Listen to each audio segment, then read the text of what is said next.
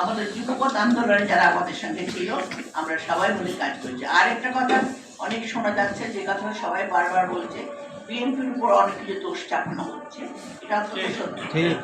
BNP কিছুকে একেবারে কিছু কিছু জায়গায় হয়তো কিছু ছোটখাটো, এত বড় একটা দল কিছু কিছু হয়তো কোনো জায়গায় দু একজন হয়তো করতে পারে, সেটা খুবই কম। বিএনপি সাংগঠনিক ব্যবস্থা নিচ্ছে, বিএনপির ভারপ্রাপ্ত চেয়ারম্যান বারবার দেশ মানে উনি কথা বলছেন, জনগণকে আমাদের নেতাকর্মীকে বিশ্বাস করতে বলছেন, তাদেরকে ধৈর্য ধরতে বলছেন, বলছেন প্রয়োজনে আমরা আরও 1 বছর পর, আরও 2 বছর পর আমরা তো ক্ষমতার জন্য লড়াই করি নাই। আমাদের দেশের একটি বেগম খালেদা জিয়া যখন কারাগারে যায় তিনি একটি কথা বলেছেন, দেশ বাঁচাও মানুষ বাঁচাও। আর তারেক রহমান কি বলেছেন, টেক ব্যাক বাংলাদেশ। আর আমাদের শহীদ প্রেসিডেন্ট জিয়া রহমান কি বলেছিলেন, তিনি বলেছিলেন আমরা বিপদ দেখলে ভয় পেও না, আমরা আমাদের উপর বিপদ আসলো আমরা সবাই একত্রিত মুক্তিযুদ্ধে নামলাম, আমরা ঝাঁপিয়ে পড়লাম, দেশ স্বাধীন করলাম। এটাই হলো এই 3টি কথা জনগণকে সাথে নিয়ে আর জনগণের কল্যাণের জন্য বারে বারে বিএনপির নেতাকর্মীরা কেউ গুম হয়েছে, কেউ খুন হয়েছে, কেউ অত্যাচারিত হয়েছে, কেউ কারাগারে বছরের পর বছর থেকেছে।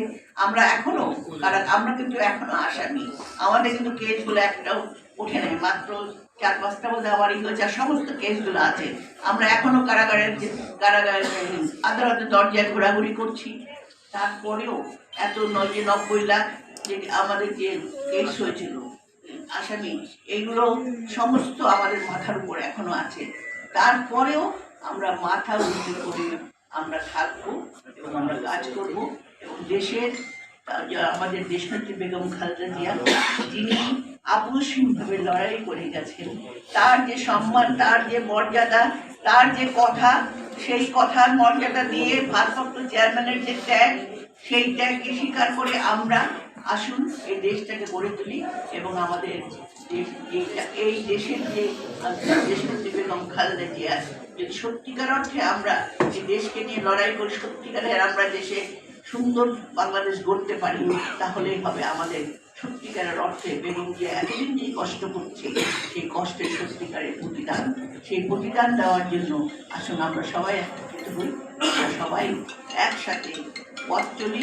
এবং এখানে ক্ষোভ, বেদনা, দুঃখ অনেক কিছু হচ্ছে, কিছু কিছু এটাও তো আছে যে যারা 15 বছর ছিল না, 17 বছর ছিল না, তারা আজকে এসে এখানে পথ পাচ্ছে কিংবা ঢুকে পড়ছে, অনেক জায়গায় আওয়ামী লীগের ঢুকতে চেষ্টা করছে।